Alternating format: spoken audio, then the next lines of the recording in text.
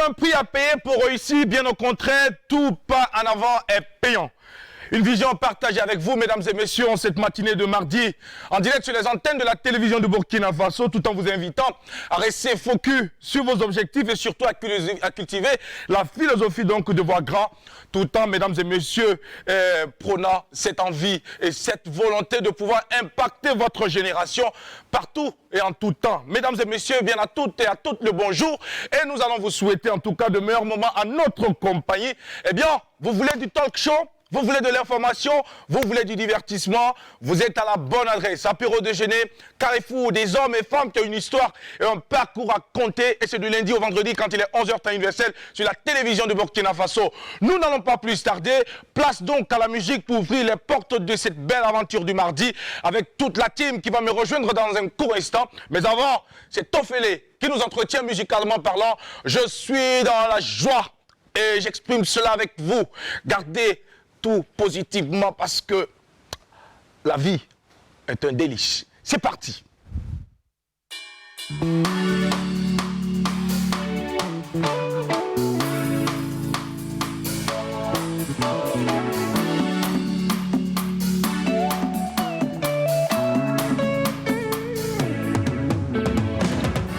Montrez-nous le chemin qu'on doit suivre. L'histoire nous raconte que les rois font des princes pour briller comme le soleil. J'ai compris que c'est par vos luttes que s'effacent toutes nos peines. Too late, calling my voice, bringing my voice over to you. Oh, tell me, it's so high and so strength. Do it again, Encore search again, plus fort, love again, fais le bien and think again, avec passion. and do the work, and get the do, and no man no, second be done. Rêve, ne t'arrête pas, même quand c'est dur, ne t'arrête pas. Singing to my people, Vas-y rêve, ne t'arrête pas, même quand c'est dur, ne t'arrête pas. thinking my Ne t'arrête pas, même quand c'est dur, ne t'arrête pas. singing to my people, Rêve, ne t'arrête pas, même quand c'est dur, ne t'arrête pas.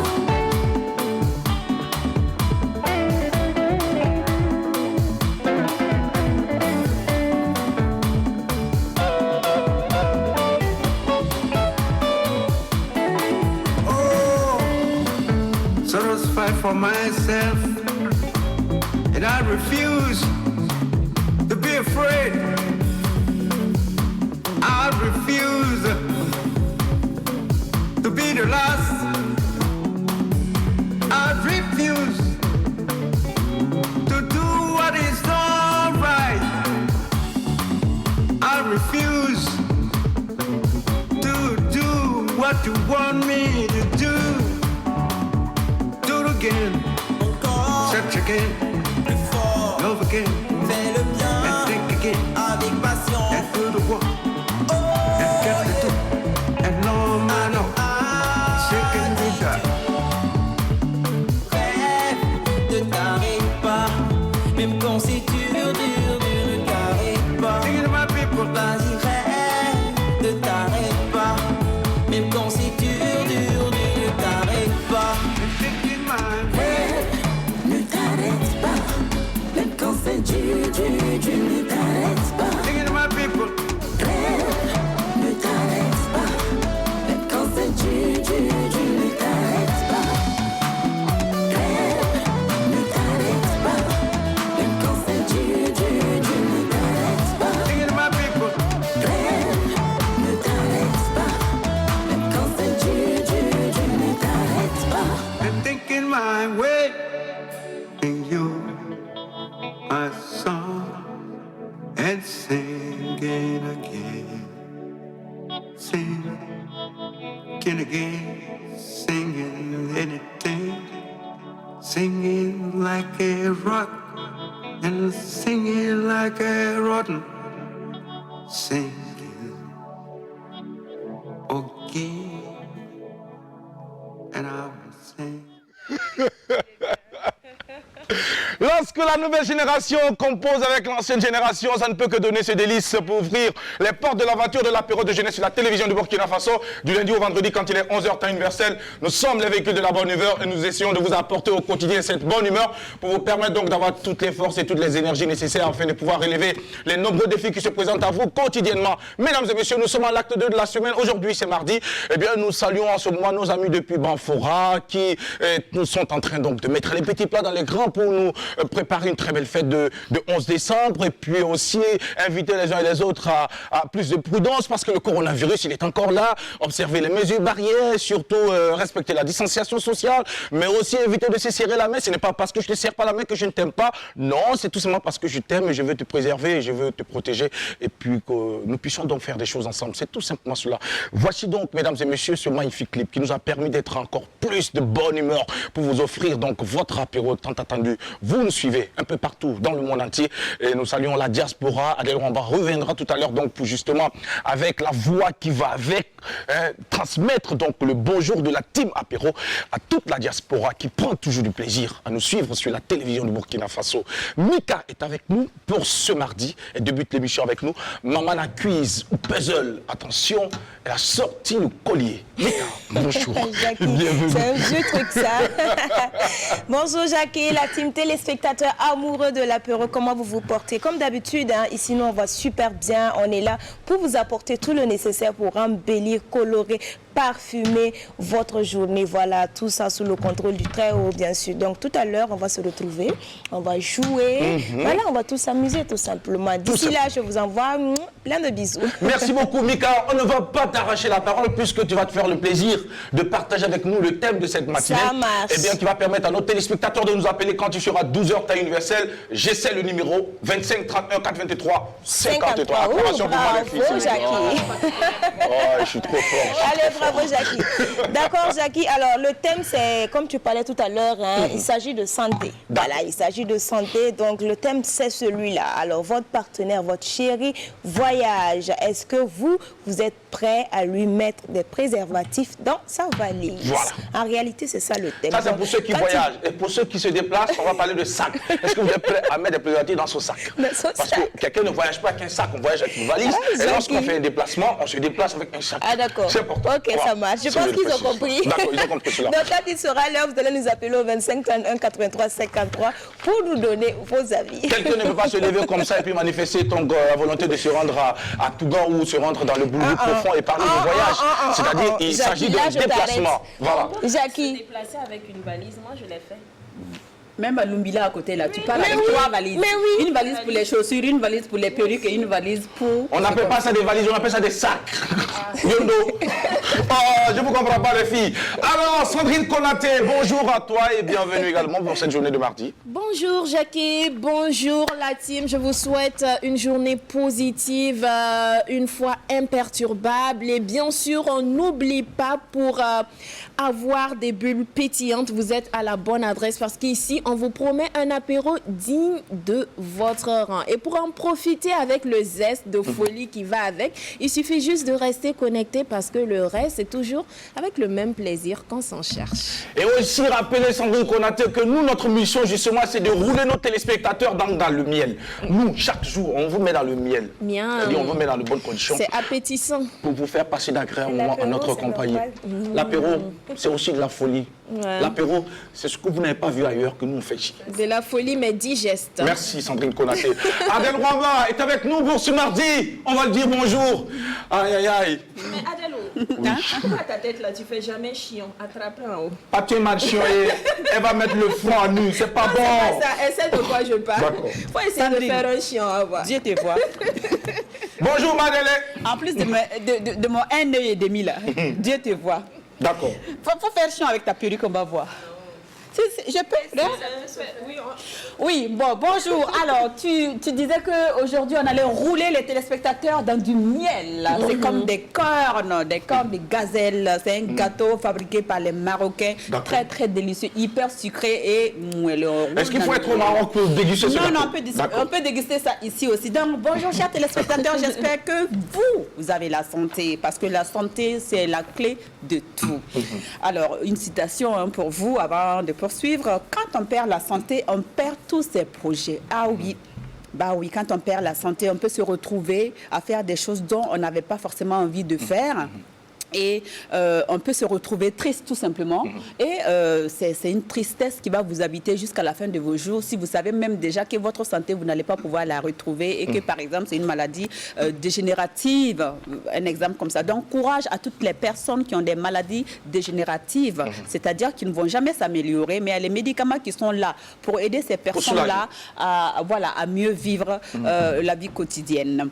Alors, ceux de la diaspora, il commence à faire froid, oui, dans certains endroits de l'Hexagone, il a même commencé à neiger. Profitez bien de la neige. Noël, un Noël particulier comme celui de l'année dernière. Et j'espère que vous êtes en train de vous organiser, de bien vous préparer pour mieux vivre ces fêtes de fin d'année et toujours dans la prudence, que ce soit la prudence à la maison, que ce soit la prudence en circulation. Restez connectés, l'apéro déjeuner, c'est maintenant que ça commence. Merci à vous les filles et merci pour votre présence, merci pour votre dynamisme, merci pour votre éloquence, merci pour votre beauté, merci pour le sourire radieux que vous partagez au quotidien aux téléspectateurs. Merci d'apporter encore plus de l'éclat à cette émission, l'apéro déjeuner, le carrefour des hommes et femmes qui ont une histoire et un parcours à compter. Avec à la réalisation ce matin, l'homme de Tougan, l'homme qui vient de l'autre côté là-bas, l'autre cousin de l'autre, j'ai nommé Saré.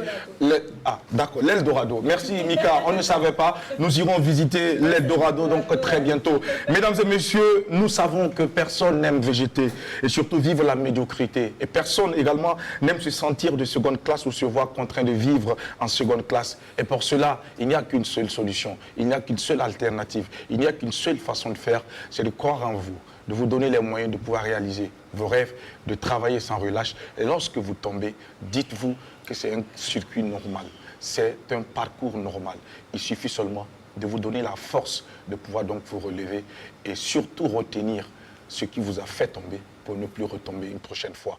Que Dieu bénisse cette jeunesse du Burkina Faso, que Dieu continue donc de bénir cette jeunesse africaine, que Dieu vous élève et que Dieu fasse en sorte que chacun de nous puisse cultiver au quotidien cette conscience professionnelle partout où nous nous trouvons, que chacun de nous retienne que nous sommes importants pour la société et que chacun de nous a sa pierre à porter dans l'édifice de notre continent, un continent que nous aimons tant, un continent que nous portons dans notre cœur, un continent qui, mesdames et messieurs, nous le croyons, sera la prochaine destination. Mesdames et messieurs, acte 2, apéro déjeuner, télévision nationale du Burkina Faso, la chaîne au cœur des grands événements, l'heure sonne pour nous d'installer notre invité de cette matinée et c'est la rubrique Tranche de vie. C'est parti.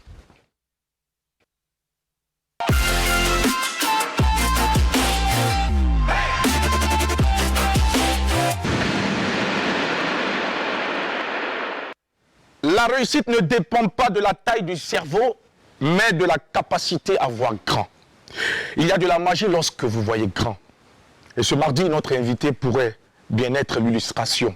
De fil en aiguille, il est parvenu à donner un relief à sa carrière, une forme susceptible, mesdames et messieurs, d'être un modèle de success story.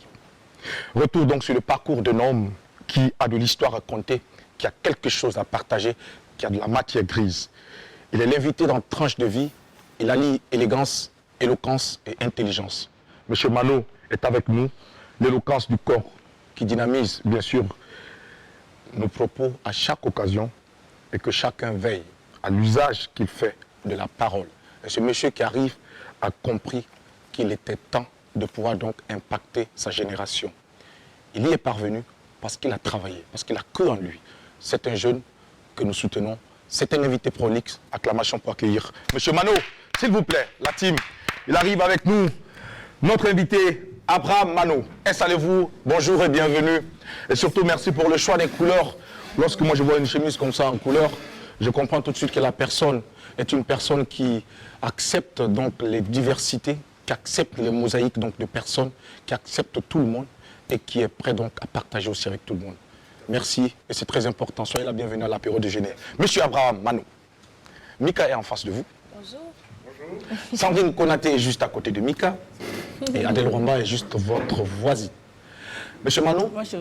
après avoir parcouru votre CV, ce qui m'a tout de suite retenu l'attention, c'est votre Mano. Je me suis dit tout de suite, comment un tel personnage peut porter un sobriquet? Parce que beaucoup d'artistes que j'ai connus ont porté le sobriquet Mano. Mais là, il s'agit de votre patronyme. Vous venez d'où exactement, Monsieur Mano Abraham? Alors avant de répondre à la question, je voudrais d'abord remercier l'apéro de m'avoir invité. C'est un honneur pour moi. Et puis aussi de l'annonce qui a été faite, je ne sais pas si je le mérite, mais bon, merci en tout cas. C'est bien méritoire. Voilà. Merci en tout cas pour l'invitation. Sinon, je m'appelle Abraham Mano. Mano, c'est mon nom de famille. Et donc, je viens de la Nyanyang profonde, plus précisément de Mani. Et il y a un tout petit village qui se trouve à côté de Mani, qui s'appelle Sadobla. Donc, c'est précisément de là-bas que je viens. Sadobla, c'est votre village alors? Tout à fait. Alors, exactement. Sadobla, c'est vrai que c'était un petit village. J'ai eu l'occasion de découvrir ce village, mais c'était de passage. Je n'ai pas eu le temps de pouvoir donc me frotter un peu à la population de ce petit village très sympa. Et comme vous êtes là, vous allez peut-être, avec les mots qui s'y est, parler un peu de cette chaleur humaine, de ce qui peut retenir quelqu'un qui découvre ce village pour la première fois. Alors, il faut dire que moi, je n'ai pas beaucoup fait le village. Ça fait très longtemps que je suis rentré au village. Mais étant petit, j'y suis allé de temps à autre. Sadobla est un village très accueillant, en tout cas. Et on retrouve des concessions qui existent toujours jusqu'à présent. Et la plupart du temps, vous allez voir que les concessions sont des concessions familiales en réalité. Là où on retrouve les cousins, les cousines, tout le monde en fait est installé au même endroit. Voilà, donc... Yemboado. J'espère que je peux prononcer bien. Oui, je viens de prononcer. Yemboado. Yemboado. Tout à fait. Et ça veut dire quoi? C'est votre... Yemboado, c'est tout simplement une petite déformation de Yemboado.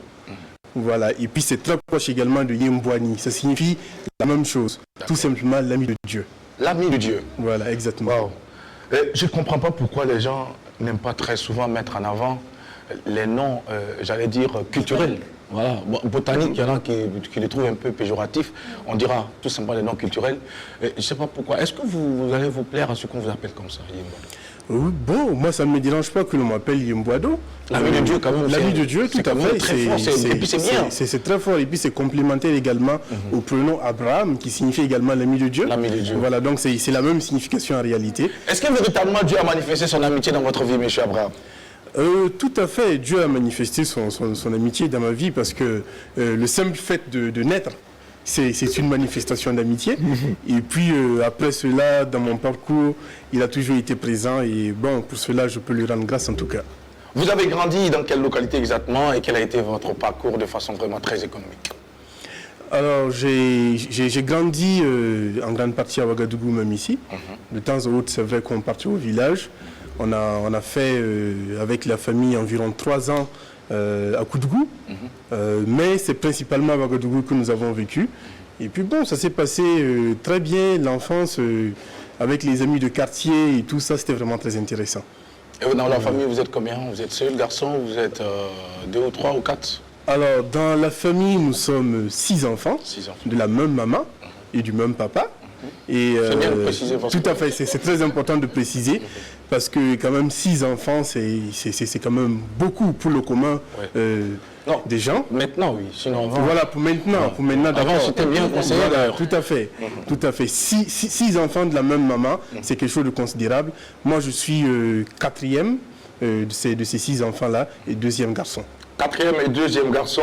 Et vous avez fait l'école primaire où exactement? J'ai débuté mon école primaire à l'école évangélique Betsalel, voilà, que l'on appelle communément école Karambiri. Donc c'est là-bas que j'ai débuté mon primaire. Après cela, nous sommes partis à Koudougou. Et j'étais également dans une école évangélique de Koudougou, là où nous avons fait 3 ans. Et nous sommes revenus à Ouagadougou. J'ai continué toujours mon primaire à l'école évangélique Betsalel. Et puis voilà, donc c'est là-bas que j'ai réussi à mon certificat d'études primaires. Et après le certificat d'études primaires, est-ce que M.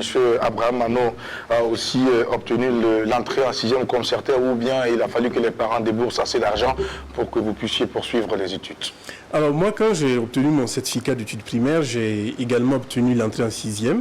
Et j'ai été orienté dans une école qui s'appelle Lycée Wayne Puret de Samba. J'y suis allé, j'ai fait une année, mais après cela, je suis reparti au privé parce que bon, je ne me sentais pas très bien à l'aise. Et bon, moi, généralement, quand je ne me sens pas à l'aise quelque part, je préfère sortir de cet environnement-là et aller dans un environnement là où je me sens beaucoup mieux. C'est-à-dire que vous êtes de ceux qui ne durent pas dans les mauvais rêves? C'est un peu ça, c'est un peu ça, mais souvent on est obligé de durer dans les mauvais rêves, parce que ce sont les mauvais rêves qui permettent de pouvoir acquérir certaines compétences, d'acquérir certaines expériences également. Est-ce que M. Mano est en train de nous dire que même quand ça ne lui convient pas, il est obligé d'y rester parce que tout simplement la vie le condamne à y rester?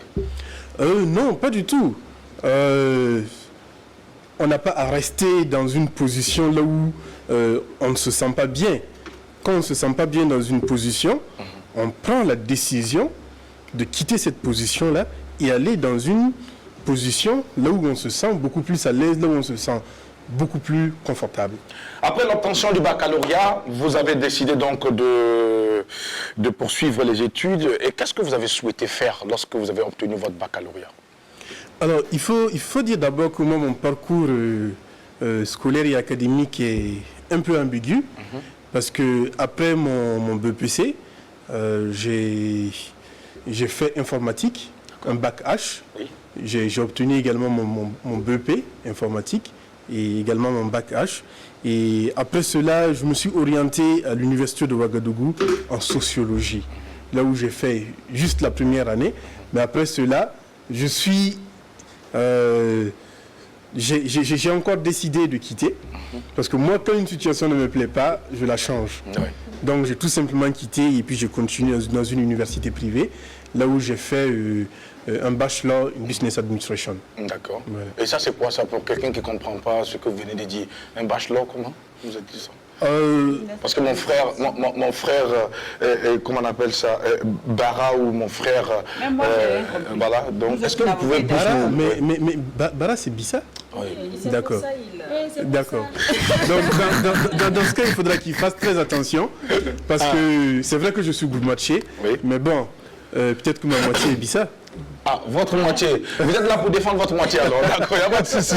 C'est vrai qu'on a dit, oui, pour la question du mariage, on dit que l'homme et la femme quittera son père et sa mère, l'homme quittera également son père et sa mère, et avec la femme, ils feront une seule personne. Donc c'est normal que vous puissiez donc défendre votre tendre épouse, et ça c'est tout légitime, monsieur Mano. Mais en attendant, dites-nous exactement, le bachelor là pour le Bissa qui ne comprend rien là, c'est que ça veut dire quoi?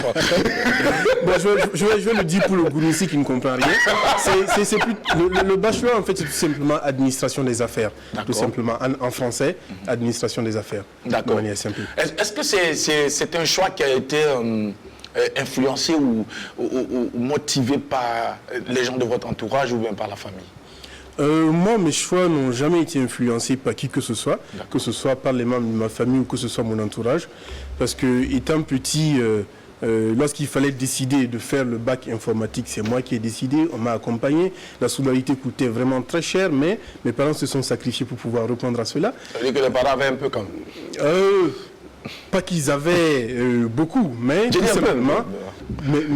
tout simplement qu'ils voulaient accompagner leur fils dans son choix, tout simplement. Ouais. Voilà. Et puis, après cela, j'ai continué avec un Master of Business Administration. D'accord. Voilà. Mika, vous qui connaissez très bien M. Mano. Ah non. Ah, d'accord. Okay. Je le voyais de loin, c'est même pas celui qui me connaisse. C'était mon aîné à la jeunesse. C'est ça? Vous êtes passé par la jeunesse. Tout à fait. Oui, voilà. Tout à fait, ok. Bon, il ne fallait pas que je dise quelque chose. Ben voilà. Alors, Mika. Tu as dit, qu'est-ce que je vais dire, Jackie? Je suis juste en admiration. Vas-y, Alexandrine Devon, je pense que je vais revenir. Ça va, ça va. Alors, Manon, moi, en tout cas, je peux dire que je le connais. Alors, dans votre parcours, ce Tu qui le m'a connais comment? On a eu à travailler ensemble. On a travaillé ensemble. Voilà. On est en direct quand vous dites que vous les gens. Non, et puis madame me connaît très bien.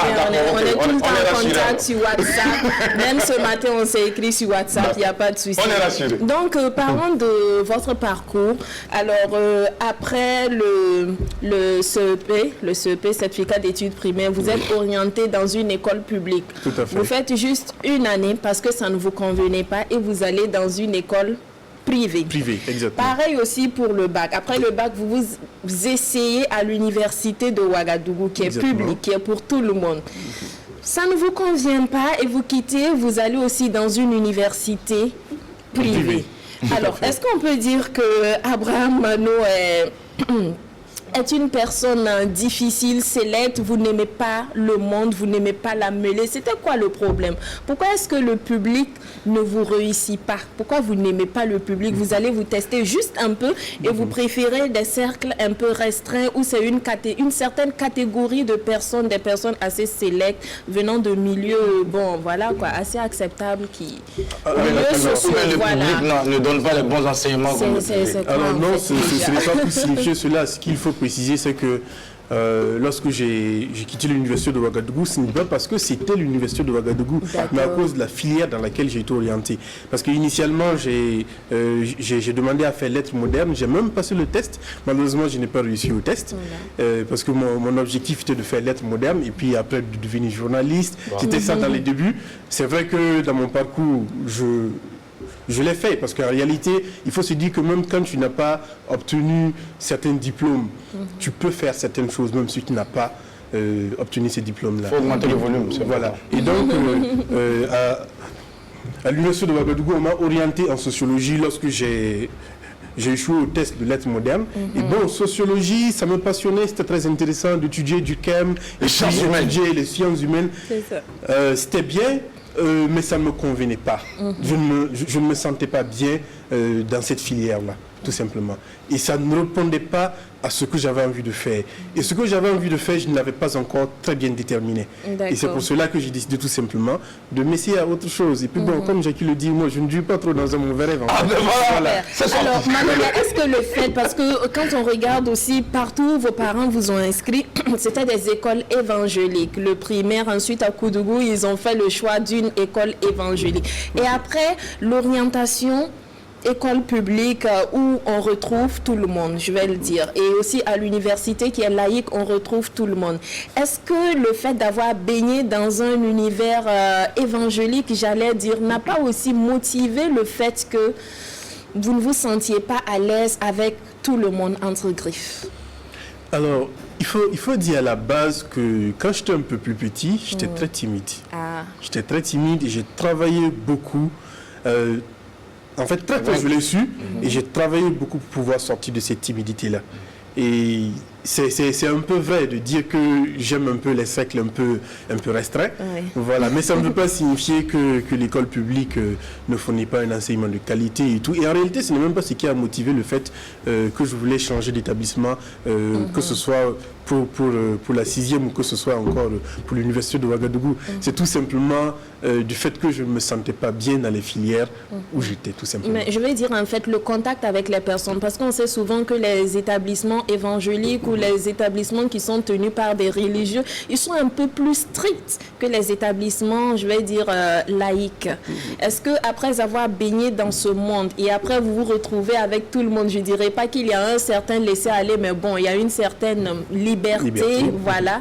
Est-ce que ça n'a pas renforcé votre malaise? Vous avez dit peut-être, moi je suis pas habituée à ça et tout ça. Est-ce que ça n'a pas joué aussi un peu? Bon, je crois que ça a quand même peut-être joué un peu, mais ce n'est pas ça qui a été la motivation principale pour changer voilà, de filière ou changer d'établissement. Vous vous sentez bien avec tout le monde? Je me sens très bien avec tout le monde.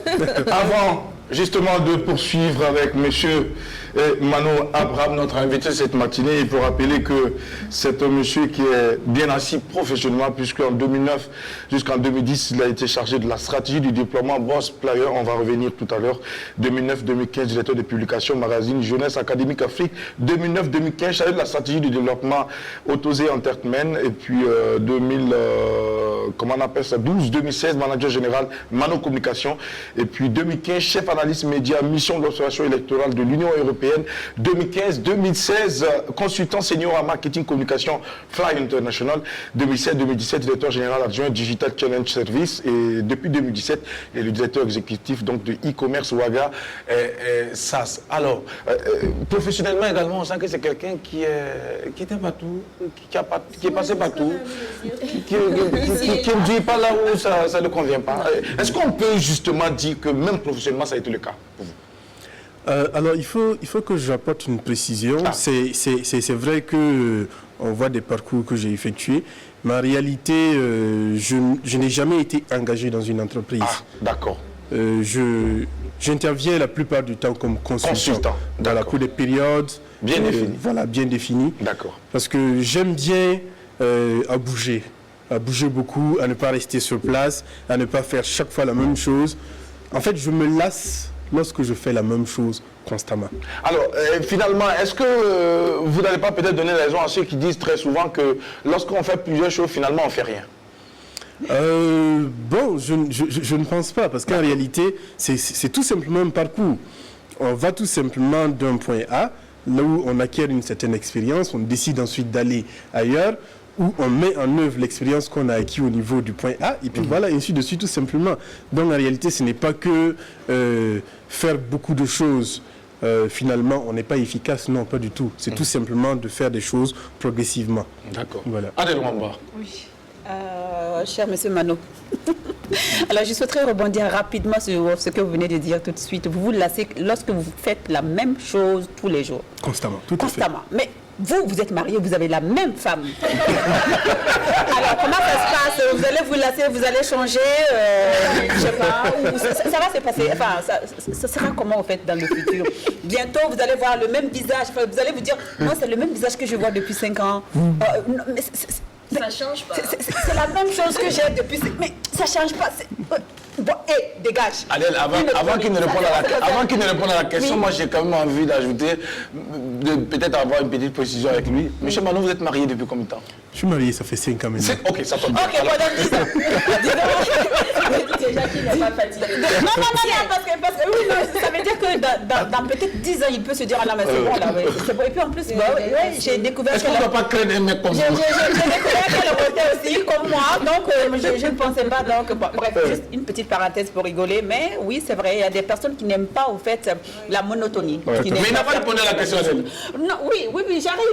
Mais maintenant, comment vous allez faire, monsieur Mano, quand vous allez vous lasser? Parce que vous savez, dans le mariage, c'est comme ça, il y a des moments où on ne veut même plus voir l'autre en peinture. Et on est toujours mariés.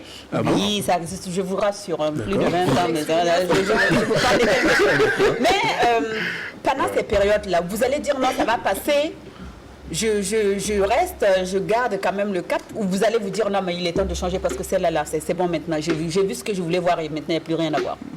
Alors, avant de répondre à la question, je voudrais dire que je suis content de retrouver Adèle. C'est simplement à la télé, chaque fois que je la voyais, je me rappelle quand on était un peu petit, on s'asseyait à la RTB et puis on voyait Adèle qui passait régulièrement et tout ça. Monsieur Manon, bon, la voix, vous n'avez pas savoir qu'elle a 18 ans depuis.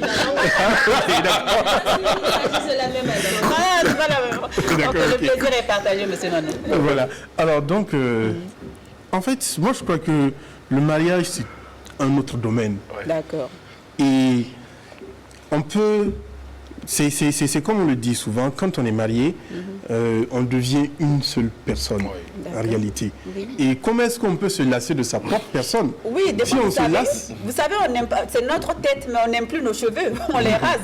Tout à fait, c'est vrai. Oui, donc, et pourtant ça fait partie de nous. Voilà un exemple en face. Et bientôt, elle va couper le bras de mes. Alors, en fait, moi, ma philosophie du mariage, vous savez, c'est quand je me suis décidé de me marier que je me suis marié. Oui. Et j'ai fait quand même 6 ans de relation avec mon épouse avant d'aller au mariage. Voilà, ça a été effectivement une longue étude parce que je l'ai étudié. Elle a obtenu le doctorat. Elle a obtenu le doctorat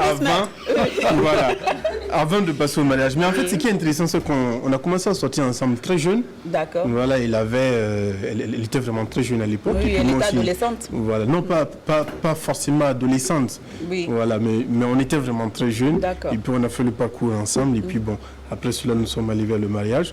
Et je crois quand même que tout ce temps que nous avons fait ensemble a permis de pouvoir connaître la personne, pouvoir savoir quels sont ses défauts, quelles sont ses perfections. Et puis bon, moi aussi j'ai des défauts. Et donc du coup, c'était tout simplement de pouvoir se mettre ensemble. Et en fait, la monotonie dans un couple, et puis le fait de voir quelqu'un régulièrement, l'amour, en fait, vous savez, ça casse les barrières. Lorsqu'il est vraiment réel. C'est vrai. Lorsqu'il est vraiment réel, ça casse les barrières et ça permet de voir la personne que l'on aime autrement. Tous les jours. Voilà. Oui, elle se réinvente tous les jours. Tout à fait, elle se réinvente tous les jours. Pas de monotonie. Tout à fait. Et puis moi, mon époux, c'est quelqu'un qui aime bien s'habiller. D'accord. Voilà, donc du coup, le fait de changer de vêtements assez régulièrement, de changer de coiffure, Vous avez l'impression que c'est une nouvelle personne tous les jours? On a l'impression que c'est une nouvelle personne tous les jours. Mais le jour où elle va garder la même coiffure pendant un an? Je ne pense pas qu'elle le fera. Alors, donc, parlons sérieusement. Alors, vous êtes, en 2017, vous étiez directeur exécutif de e-commerce. Est-ce que vous pensez que le e-commerce apporte quelque chose, au fait, pour les commerçants burkinabés? Alors, parlons du Burkina précisément, parce qu'on sait qu'ailleurs c'est très développé, les gens même font plus confiance au e-commerce qu'autre chose, ils achètent plus sur Internet et tout, mais au Burkina, si ce n'est pas très développé, est-ce que vous pensez que ça apporte quelque chose aux commerçants burkinabés? Si oui ou non, quel serait votre plan d'action que vous allez mettre en place justement pour inviter les commerçants à beaucoup s'y intéresser? Voilà. Alors il faut dire que le e-commerce au Burkina est vraiment très embryonnaire et en Afrique francophone de manière générale c'est vraiment très embryonnaire et il est vraiment très important que les États francophones puissent s'apercevoir de la nécessité du e-commerce. Il y a une étude qu'un cabinet américain a fait et qui dit que d'ici 2025 en Afrique subsaharienne le e-commerce va générer 500 milliards de dollars. 500 milliards de dollars. Donc c'est très important qu'on puisse s'y mettre et que le Burkina Faso puisse également se lancer dans cette course-là. Ne pas rester en marge. Pour ne pas rester en marge. Parce que le digital, ça avance. Oui. Voilà, ça avance et il est important que l'on quitte de nos manières traditionnelles de vendre. On a un étalage quelque part au grand marché de Ouagadougou et puis bon, après ça se limite à là. On n'a pas de clients que l'on peut toucher au niveau du digital. Donc du coup, c'est très important qu'on puisse réinventer la manière de faire le commerce. Le e-commerce est vraiment très essentiel et peut être un levier sur lequel l'économie peut s'appuyer pour pouvoir donc émerger. Ok. Parlons maintenant de Mano Communication. Mano Communication, j'imagine que c'est votre structure de communication. Qu'est-ce que vous apportez à la sphère de la communication? Qu'est-ce que vous apportez de plus par rapport aux autres sociétés de communication qui sont déjà là? Quelle est votre particularité? Alors, il faut dire que Mano Communication n'existe plus juridiquement. Si vous avez vu dans le CV, ça a été interrompu à un moment donné. Je suis actuellement sur d'autres projets. Mais à l'époque, en tout cas, Mano Communication est une agence de conseil en communication. Voilà, qui apportait des conseils à ses clients, principalement des entreprises, que ce soit de petites entreprises ou de grandes entreprises, tout simplement pour pouvoir mieux toucher leurs clients, pour pouvoir développer des stratégies, pour développer d'abord des produits qui répondent aux attentes du client, et puis ensuite pouvoir afficher ces produits-là et pouvoir les mettre en lumière pour que les clients puissent savoir qu'effectivement, il existe ces différents produits-là. Wow. D'accord. Merci, M. Mano.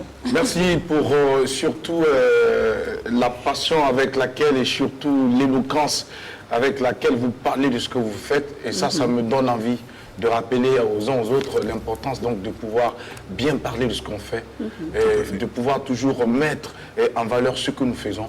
Et il n'y a personne qui viendra valoriser ce que nous faisons. Ça commence d'abord par nous. Et lorsqu'on se plaît à faire ce que l'on fait, forcément on peut amener les autres à s'y intéresser. Et pourquoi pas à vouloir faire comme vous.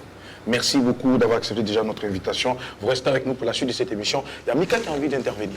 Oui. Alors, j'écoute le parcours et tout. J'ai quand même envie de demander comment on passe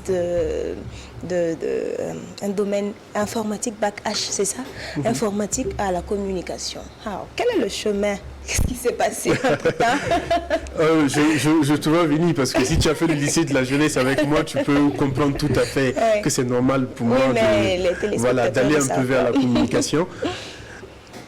En réalité, il faut dire que j'ai été élève au lycée de la jeunesse de 2005 à 2008 et c'est un parcours qui m'a énormément formé et au-delà des activités scolaires que je menais, il y avait des activités extrascolaires que je menais, à savoir donc le journal du lycée de la jeunesse que j'ai initié quand je suis arrivé là-bas et pendant donc ces années-là, j'ai animé le journal du lycée et ça a permis de donner une autre coloration à la vie scolaire qui existait là-bas et de pouvoir, d'une manière ou d'une autre, de vivre à petite échelle une certaine démocratie.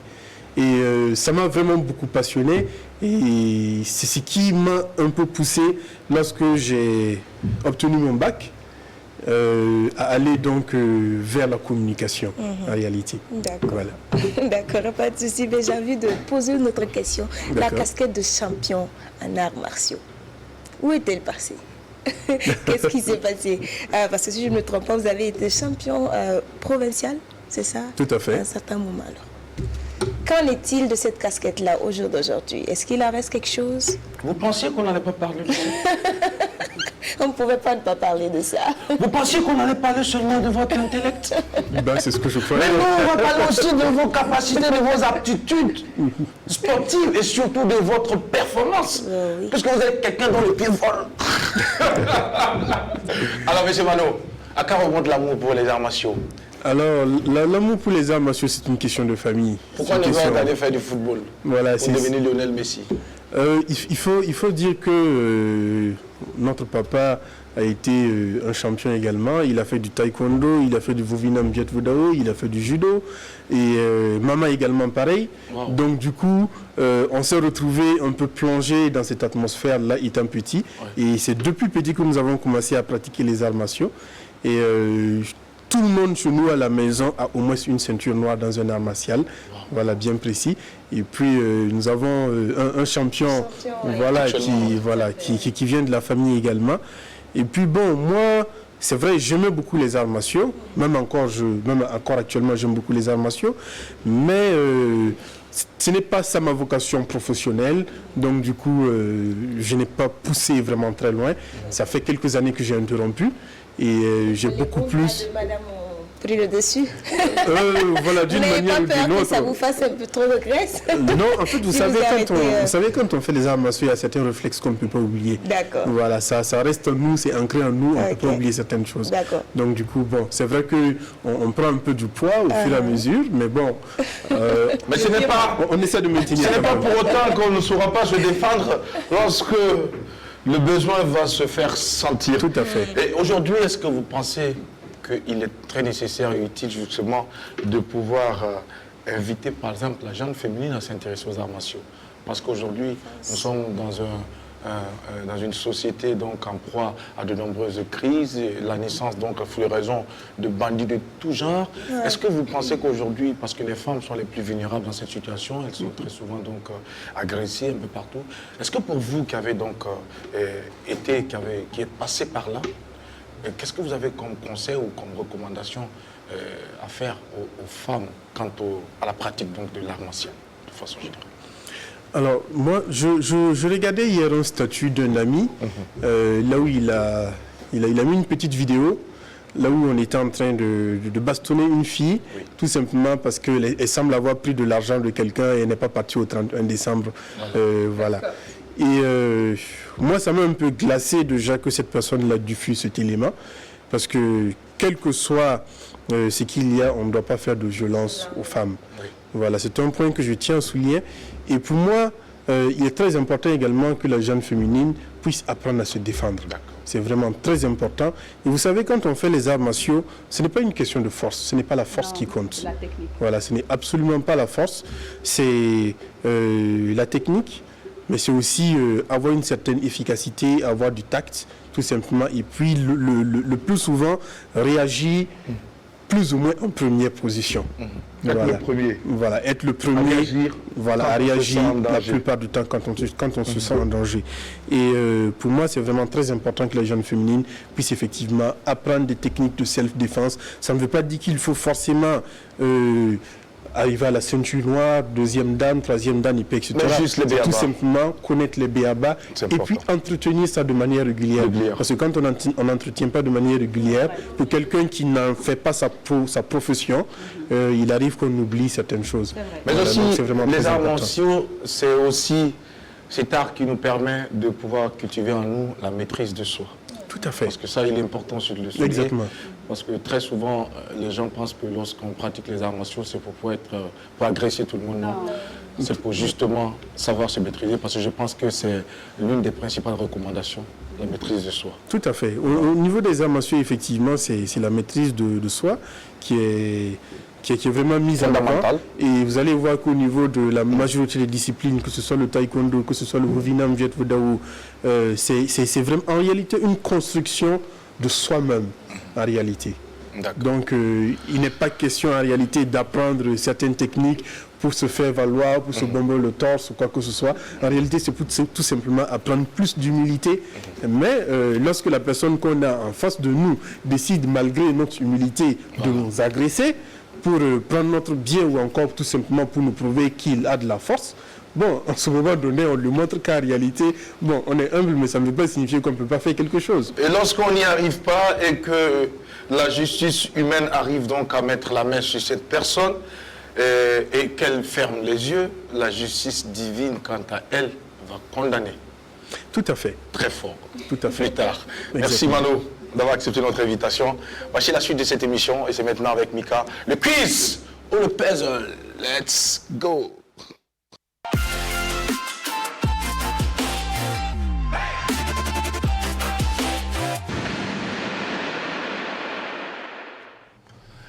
C'est la tasse quotidienne servie à nos invités et c'est Mika qui se fait le plaisir donc de l'offrir à l'invité du jour, M. Mano, son aîné Voilà, du lycée de la jeunesse.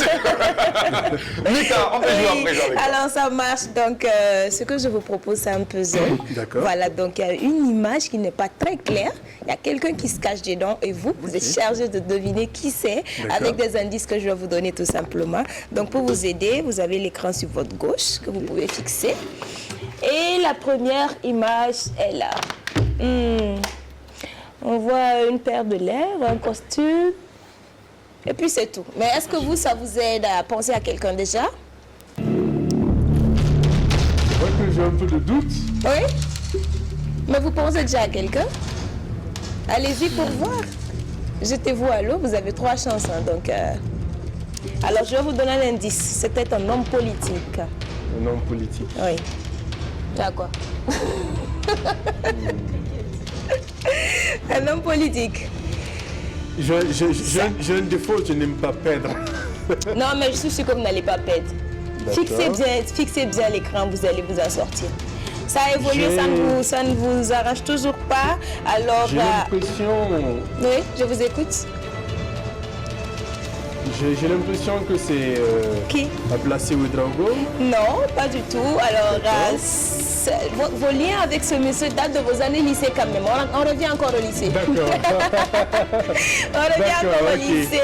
Voilà, alors, et ça a évolué. C'est monsieur Adama Touré. Effectivement, Adama Abdoulaye Touré, Papi Touré, comme j'ai envie de le dire, voilà. Fondateur des écoles internationales de la jeunesse, Adama Touré, voilà. C'est exactement lui. Alors, vous avez déjà répondu, j'avais l'intention de vous demander ce que votre passage dans cet univers, votre passage dans ce lycée vous avait apporté à votre vie professionnelle aujourd'hui. Voilà, mais vous avez déjà un peu répondu à la question. C'est ça qui vous a un peu mené, un peu dirigé vers la communication. Vers la communication, oui, c'est ça, exactement. Alors, dites-nous juste ce que vous inspire ce monsieur-là et puis après, on va un peu parler de son parcours, tout simplement. Alors, ce monsieur, il m'inspire tout. Il m'inspire tout parce que je suis arrivé jeune au lycée de la jeunesse. Oui.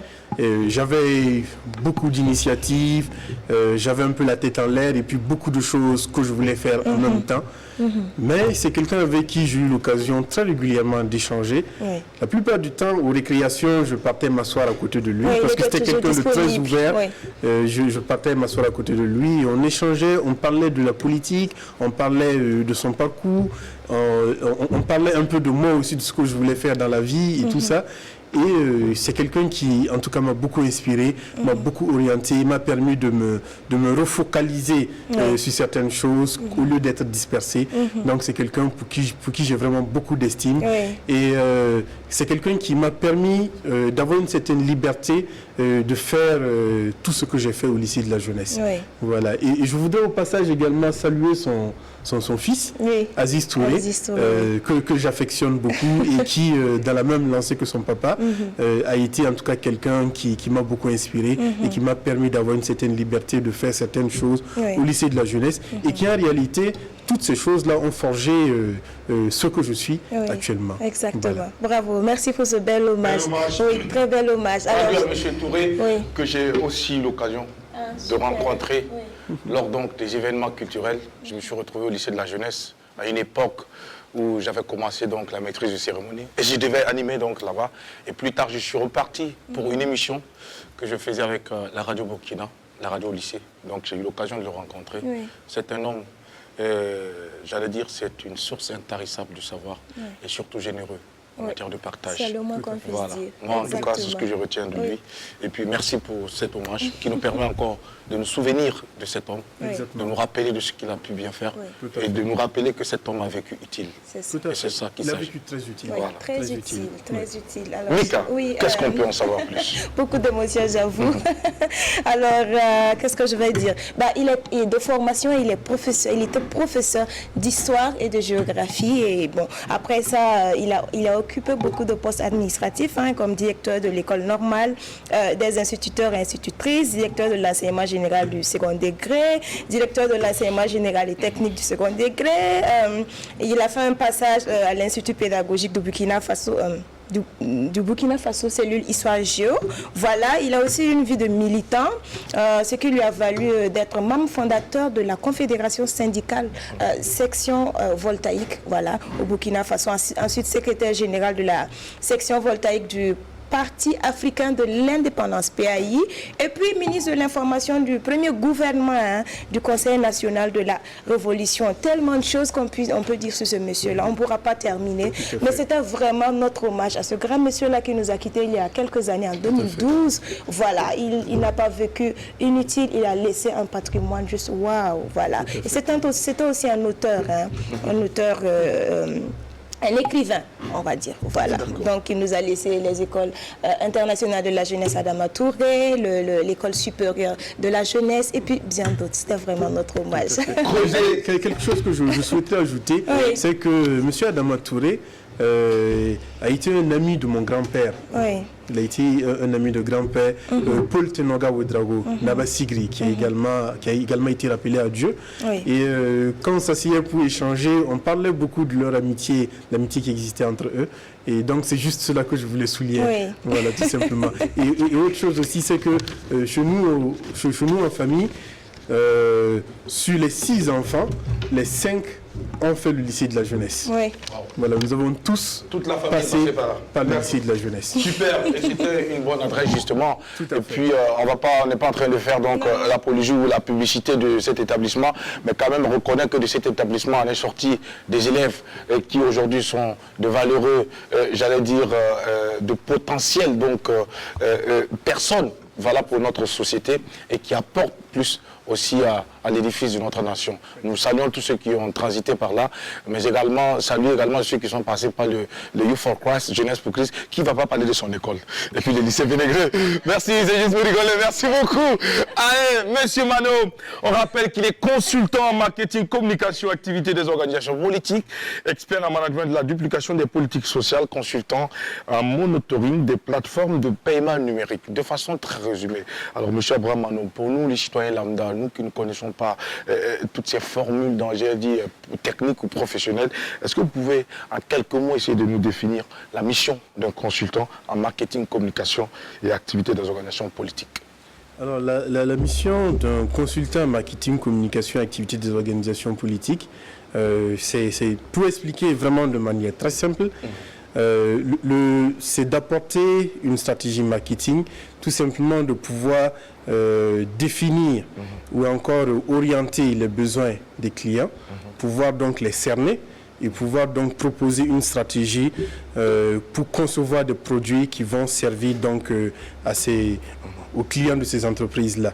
Et après cela, vient donc appuyer la communication pour pouvoir soutenir le marketing, pour mettre en avant les différents produits et services donc, qui sont proposés aux différents clients.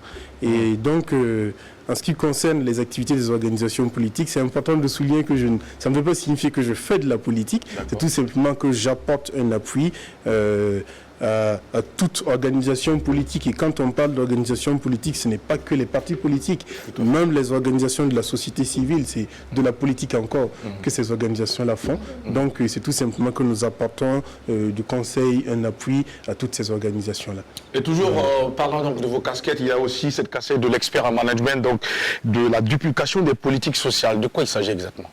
Alors, le management de la duplication des politiques sociales, c'est tout simplement d'observer, par exemple, une stratégie sociale qui fonctionne bien dans une collectivité A, par exemple, de l'analyser et de la dupliquer et de la reproduire dans une localité B, par exemple. On peut le faire, par exemple, à l'échelle d'une collectivité territoriale, tout comme on peut le faire à l'échelle de tout un pays. Voilà, donc c'est tout simplement cette analyse-là et le management pour pouvoir aboutir donc à la duplication, pour pouvoir transposer certaines pratiques tout simplement dans une autre localité. On a très souvent entendu donc une très bonne pratique. On a très souvent entendu donc cette expression de monitoring des plateformes de paiement numérique. Est-ce qu'il s'agit ici de ce que nous voyons aujourd'hui, ce qui se passe au sein donc des différentes plateformes donc de paiement, comment on appelle ça? Mobile, monnaie ou autre. Est-ce que c'est de ça qu'il s'agit?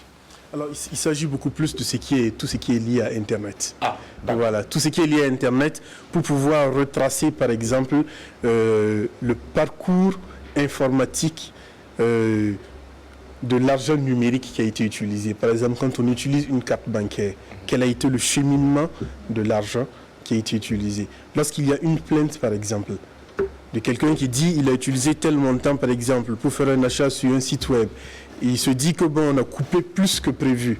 Donc c'est tout simplement de pouvoir faire le monitoring pour retracer exactement et savoir où est passé cet argent-là. Voilà. Est-ce que vous êtes assez nombreux dans ce domaine en tant que consultant en monitoring ici au Burkina Faso? Bon, il y en a beaucoup qui le font. La plupart du temps de ceux qui travaillent dans les banques le font également. Ils ont les capacités techniques de le faire. En réalité, c'est tout simplement avoir à disposition le matériel technique et puis également l'accompagnement d'autres personnes également qui ont certaines performances pour pouvoir aboutir à ce travail-là. Est-ce qu'on gagne plus en travaillant pour soi-même, dans le privé, dans sa structure, que lorsqu'on travaille dans des institutions, par exemple, internationales?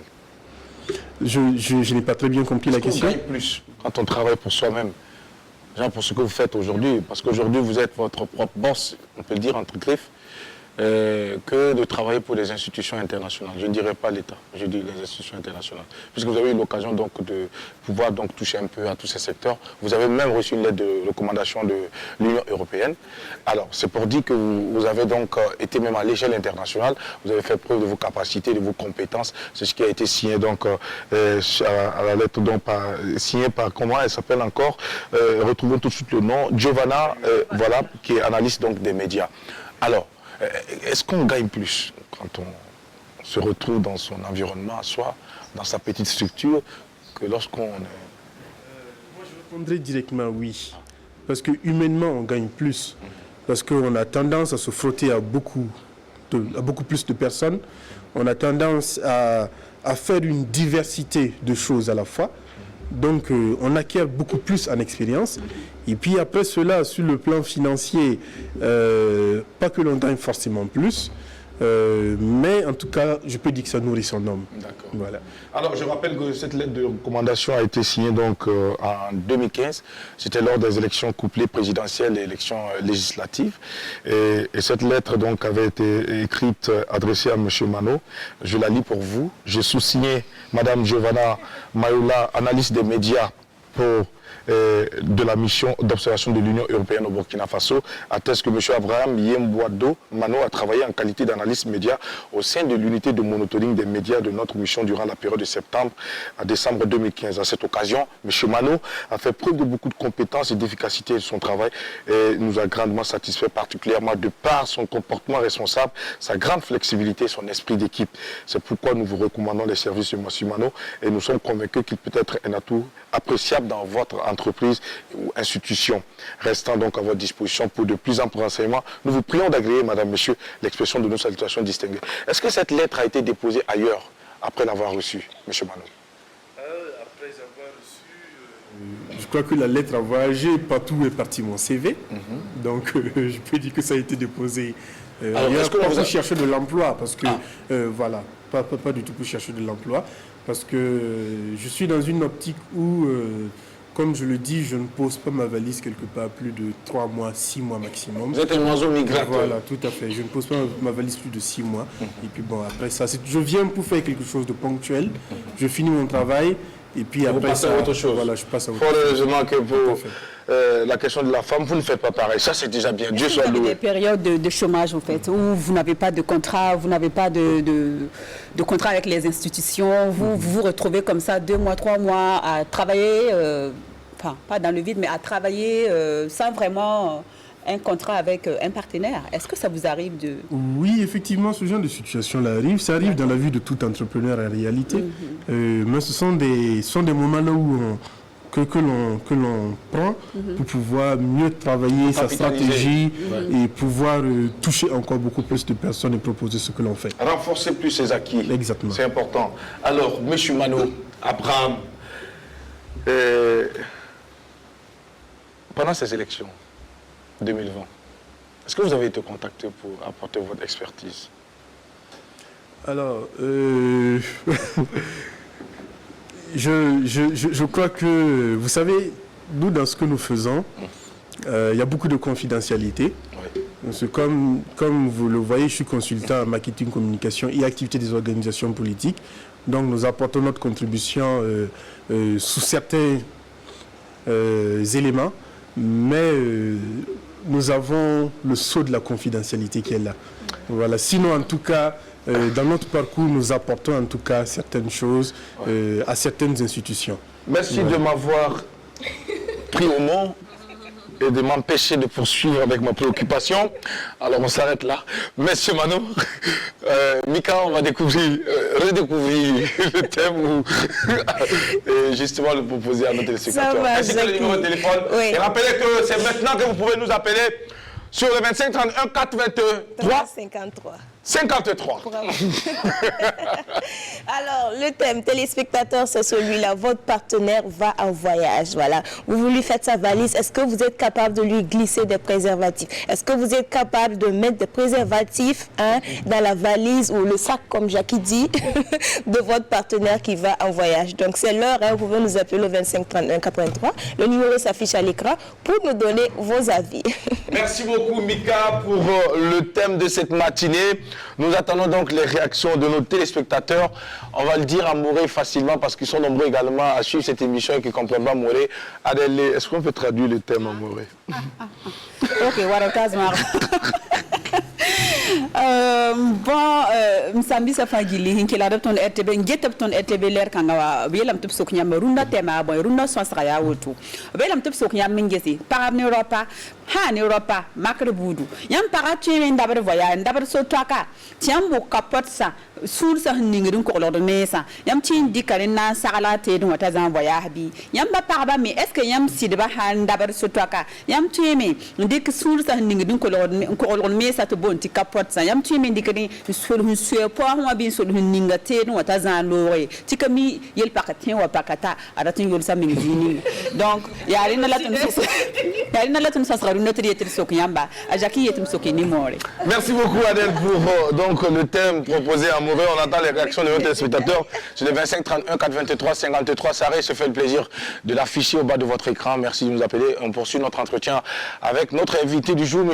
Abraham Mano, que nous recevons dans la rubrique Tranche de vie. Et c'est Sandrine Konaté qui donc va poursuivre. Alors, vous qui qui êtes en contact avec des politiques, des organisations politiques et aussi des jeunes, en période d'élection, que pensez-vous de l'implication de la jeunesse, souvent qualifiée entre griffes de bétail électoral? Est-ce que vous pensez en fait que ce terme, je dirais, est mérité?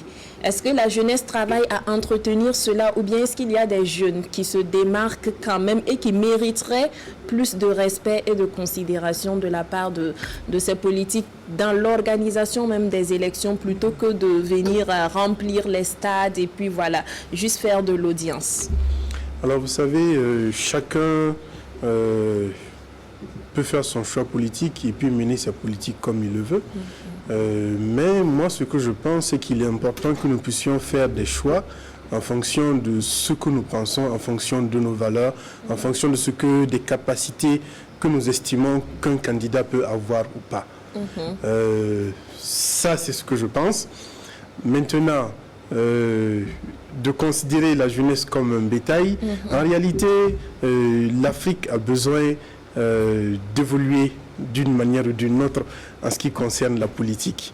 Et ça va prendre un peu plus de temps encore. Mais ce que je peux dire, c'est qu'il y a une jeunesse qui est en train d'émerger, qui fait des choix en toute connaissance de cause et qui fait les bons choix. Cette jeunesse-là est en train d'émerger actuellement.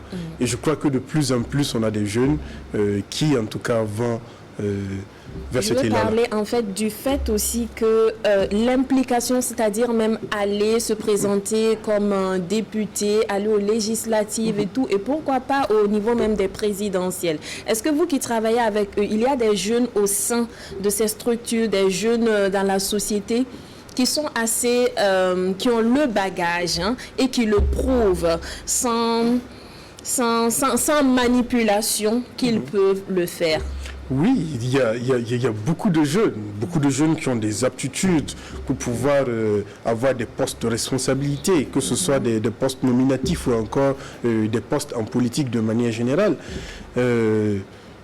Mais il est très important pour moi de souligner que la plupart du temps et actuellement, on met beaucoup plus la jeunesse en avant, tout simplement pour pouvoir avoir un certain électorat, pour pouvoir avoir une certaine audience, voilà, etc., etc. Mais il y a des jeunes qui ont en tout cas des aptitudes pour pouvoir répondre, qui ont en tout cas tous les bagages nécessaires pour pouvoir répondre à tout cela. Mais Monsieur Mano, oui. Ce que vous dites est vrai, mais justement, vous qui êtes une personne avertie, c'est vrai que cette jeunesse est en train de nous suivre en ce moment. Elle a les aptitudes pour justement occuper ces postes de responsabilité. On les utilise aujourd'hui pour pouvoir brasser du monde et après on les relaie au second rang.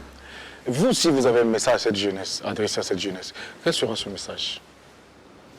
Par rapport à la politique? Bon, c'est vrai que je n'aime pas beaucoup parler politique, même si c'est un peu mon domaine.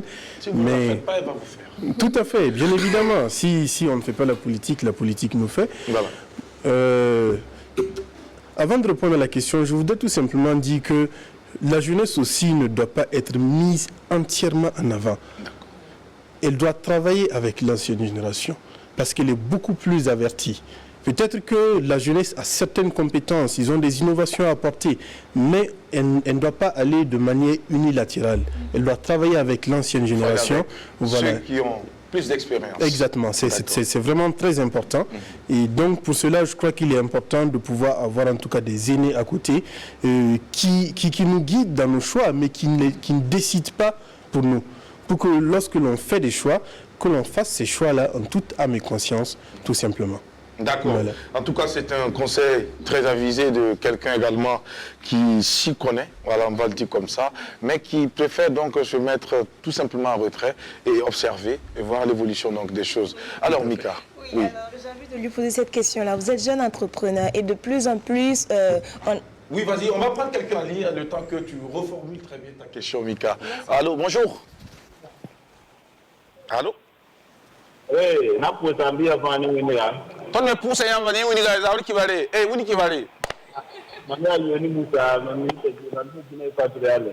Yambo na ton sakmo. de Guinée équatoriale. Guinée équatoriale. Ah oui, ça va bien là-bas? Oui, la fille. La fille, la Zakaram Faya Sama. La fille. Yam Kenga Guinée équatoriale, tu as eu autour de Alors, il va revenir certainement. Alors, Mika, oui. Voilà, donc je disais que de plus en plus, un peu partout, hein, on entend des messages qui incitent les uns et les autres à entreprendre. Voilà, mais en fait, est-ce que vous qui êtes jeune entrepreneur, est-ce qu'aujourd'hui vous pensez que l'entrepreneuriat est fait pour tout le monde? Est-ce que tout le monde peut entreprendre? Juste, on décide de le faire et puis on y va. Je dirais en commençant que l'entrepreneuriat est la panacée du chômage. Simplement dit que l'entrepreneuriat c'est la solution au chômage. Et je dirais que tout le monde peut entreprendre. Ah oui. Mais il ne faut pas vendre des illusions à la jeunesse. C'est ce que je veux souligner. Il faut dire aux jeunes qu'on est en train de motiver d'entreprendre là, qu'il y a des difficultés que l'on peut rencontrer, qu'il faut s'armer de courage, qu'il faut s'armer de force. D'accord. Parce que souvent, ce n'est pas toujours certain, c'est souvent très difficile. C'est vraiment très facile. C'est vraiment très difficile souvent. Oui. Donc, il ne faut pas dire à la jeunesse, bon, tu vas entreprendre, après tu seras en véhicule, etc. Alors que ce n'est même pas ça l'esprit de l'entrepreneuriat. Mais si, tout à fait, ils peuvent également échouer et aussi ils peuvent prendre un long temps avant d'émerger. Mais peut-être que tu vas émerger dans un an. Mais tu mets une pause, tu te dis, bon, j'abandonne, c'est fini. Je fais autre chose. Je pars, je deviens employé quelque part, et puis bon, je me cherche, je veux m'occuper de ma famille, et puis c'est bon. Mais il faut dire à la jeunesse qu'il faut pouvoir s'armer de courage pour pouvoir atteindre le bout. Tant qu'on n'a pas atteint l'objectif, on n'interrompt pas. On n'interrompt pas. Nous avons une réaction. Bonjour, sur le 25 31 83 53. Salut. Ouais, bonjour monsieur. Comment vous allez? Emmanuel Soro Nanzeni, ici Ivani. Monsieur Soro, vous êtes ivoirien et nous sommes très ravis de vous entendre en direct sur la télévision de Burkina Faso. Ici en Côte d'Ivoire, ici à Pelkessédougou. D'accord, enchanté. Nous sommes ici à Ouagadougou, dans la capitale. Alors, on vous écoute. Nous aussi à Koba. On nous appelle à Koba. À Koba, d'accord. Ça se passe bien là-bas? Oui, très bien, très bien. D'accord, merci beaucoup pour le coup de fil. On vous écoute pour le thème du jour. Est-ce que vous êtes prêt à mettre des préservatifs pour femmes dans le sac de votre épouse lorsqu'elle veut voyager? Non. D'accord, mais est-ce que vous acceptez qu'elle mette des préservatifs dans votre sac lorsque vous voulez voyager? Oui, je suis d'accord. Et pourquoi? Oui, pour moi c'est normal, pour elle c'est pas normal. D'accord, ok, bon voilà, il n'y a pas de raison, c'est normal. Voilà, merci beaucoup pour votre contribution, vous souhaitez très bien. Il y a une sujet. Oui? Je voulais demander la fille qui est à ta droite là. La fille qui est à ma droite? Celle qui a 30 ans morée là. Oui? Je voulais qu'on a fait le 60e d'indépendance à Nyangolo avec Bobo ensemble. Ah, ok. J'arrive. D'accord, oui. Elle viendra à Bobo pour que vous puissiez continuer à Nyangolo. Voilà, Nyangolo, voilà. Et puis aller vers Bamfora en même temps. C'est déjà bien. Merci beaucoup. Okay, merci. Ok, au revoir, madame. Oh, comme la vie est belle. Les gens, ils reçoivent des invitations en direct. Monsieur Mano. Je viens de recevoir une invitation. Monsieur Mano, c'est vrai que vous allez donner votre avis par rapport au thème du jour. Mais avant, Mika, est-ce que vous pouvez poursuivre? Oui, voilà. Donc, j'étais en train de lui demander, il nous fallait des difficultés, il ne suffit pas de vouloir entreprendre, il y a des difficultés. Donc, je voulais vous demander, vous, quelle a été votre plus grande difficulté et comment vous vous y êtes pris? Comment vous avez fait? Ma plus grande difficulté au niveau de l'entrepreneuriat, c'est lorsque j'ai créé Mano Communication. Parce que je venais fraîchement de revenir de l'Union africaine, là où j'ai passé un bon bout de temps. Plein de rêves. Et puis, voilà, tout à fait. Et puis, je suis tombé sur une opportunité ici au Burkina. Voilà, un projet qui était en train d'être mis en place. Et puis, voilà, ça m'a amené à créer Mano Communication. Malheureusement, c'était un géant au pied d'argile. Et voilà, je me suis engagé, j'ai perdu vraiment énormément d'argent. Et à partir de là, j'ai dû me reconstruire entièrement. On s'arrête là, monsieur Mano, parce que j'ai envie que vous puissiez revenir dessus, parce que c'est très important. On prend quelqu'un libre et puis on revient tout à l'heure. Bonjour. Allô? Comment ça va? Allô? Oui, allô, bonjour. Il est qui va aller? La fille balayem me gansé. La fille de Zarsalam Yaswama. Lasu voilà. Win beni amba. Lasu deme. Voilà, bark busro. Yamou la mwen. Mamyula, Sanwidi Ali. Sanwidi Ali, yambo na ton sak borbe ya teng borle mbon tonda. Ya coupé là. Coupé là, d'accord. Ni wongo, ni la, ton kela na yamba. Yam, et un côté baminaya. Ah. Ça y a un d'apaziwa, pas battre la solon ça la bourre de la pa. Pas battre la solon toron sarle bro pas cordon, kauto. Allô, mais il a dit que. Ah oui, allô. Donc par battre normal tu vas me sarle pas cordon. Ah. La parva katoron sarle pas cordon. Non. La pa 80 par ba cordon. Ah. C'est pas que para. Ah. Ya ra yimul bumu la roka para yimul bumu. Ntira rapa gina ka tira para gila. Non. La sola ka pour toi. D'accord. Merci pour votre coup de fil. Bonne journée depuis coupé là. Attention, il faut qu'une femme appelle. Si j'étais à la maison, j'allais appeler. Alors, Mika, oui. Oui, il est en train de nous parler de cette difficulté de l'argent qu'il a perdu. Alors, voilà. moi, j'ai quand même envie que vous insistez un peu sur comment on appelle cet épisode de votre vie. C'est vrai que, comme vous avez tout de suite dit, on peut entreprendre et puis échouer. Mais on n'en parle pas très souvent. Beaucoup de ceux qui ont réussi, les exemples, les success stories, ils parlent toujours de là où ils sont arrivés. Ouais. Mais ils ne disent pas exactement ce qu'ils ont. Le sable qu'ils ont ramassé au bas-fond là. Ils ne disent pas ça. Voilà. Vous avez échoué, vous avez investi, vous avez perdu. Est-ce qu'en quelques mots, vous pouvez nous résumer ça? Qu'est-ce qui s'est passé? Monsieur Malo. Alors, vous savez, dans les affaires, même lorsque quelque chose s'est passé il y a des années de cela, c'est toujours bon de garder une certaine discrétion. Et puis, je suis un homme très discret, ce qui fait que je suis toujours sollicité par certaines organisations parce que je sais garder la discrétion. Mais c'est tout simplement pour dire que j'ai travaillé avec ce géant au pied d'argile là, qui n'a tout simplement pas respecté ses engagements. Et puis voilà, par la suite, ça m'a fait perdre tout l'argent que j'avais investi. J'étais rentré en partie dans le capital de cette grosse société également. Et j'ai investi vraiment énormément d'argent. Et puis bon, malheureusement, les choses n'ont pas fonctionné. C'était un peu de l'illusion qui était vendue aussi. Et puis bon, j'étais à l'époque un peu jeune et puis assez novice aussi dans les affaires, donc du coup pas très averti de certaines choses et je n'ai pas pris certaines mesures conservatrices aussi pour pouvoir faire face à ce genre de difficultés. On a quelqu'un à dire. Bonjour. Oui, bonjour. Comment vous allez, monsieur? Oui, très bien. Et chez vous? Ça va, par la grâce de Dieu.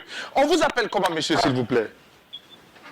C'est Ibrahim de Guinée équatoriale, du Mongoba. Monsieur Ibrahim de la Guinée équatoriale, notre téléspectateur très fidèle à l'apéro déjeuner. On vous écoute pour le thème de cette journée. Bon, pour le thème de la journée, je pense que ça ne sera pas bon aussi de mettre un préservatif ou je ne sais quoi dans le sac de madame. En tout cas, ce n'est pas le cas. Si la confiance existe, donc ce n'est pas le cas. Sac. Oui. Et si madame met dans votre sac, ça c'est normal? Non. Je n'ai même pas besoin qu'elle mette ça dans mon sac. Ah, vous allez acheter vous-même. Vous savez où ça se vend, quoi? Pardon? Vous savez où ça se vend? Vous allez acheter vous-même. Vous préférez acheter vous-même. Voilà. Non, moi-même, j'ai confiance à moi-même. Je n'ai pas besoin de ça. J'ai confiance à moi-même. La confiance déjà, c'est déjà bon. Vous allez rester et puis revenir à la maison. Super. Effectivement, parce que je vous épouse à la maison, c'est ça aussi que je trouve que moi. Adèle a dit qu'elle vous épouse pour ajouter. La polyandrie, ça existe, non? Elle dit elle va vous épouser, Pardon? Adèle. Allô? Pardon?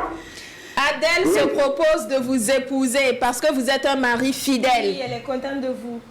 Vraiment, ça me ferait grand cœur, mais malheureusement, tu es ici en Guinée équatoriale. J'arrive là-bas. Mon ami, ton affaire n'est pas claire. Allez, bonne journée.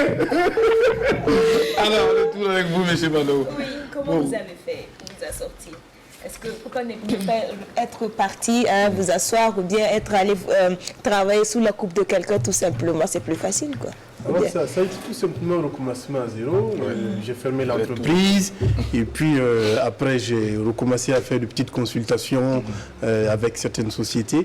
Et puis après cela, j'ai créé d'autres choses et puis je peux dire qu'actuellement ça va de mieux en mieux. Parce que Dieu a sa main dessus. Exactement. Dieu est avec vous et il vous assiste au quotidien. C'est quand même l'ami de Dieu. L'ami de Dieu. Doublement. Je ne peux pas. C'est vrai qu'il y a des moments au cours de la vie, nous recevons certains coups. Et il y a une traversée du désert. Il y a des situations qui se présentent à nous et qui souvent nous donnent l'impression d'être plus petits par rapport à ces situations. Mais il faut que nous retenons que, et justement avec cette volonté de faire, surtout cette fois, nous avons la possibilité de faire trembler les problèmes. Et je crois que M. Abraham Mano est bien inscrit dans cette dynamique, dans cette vision. Et c'est ce qui fait aujourd'hui que vous continuez donc à écrire la page de votre histoire de la plus belle des manières.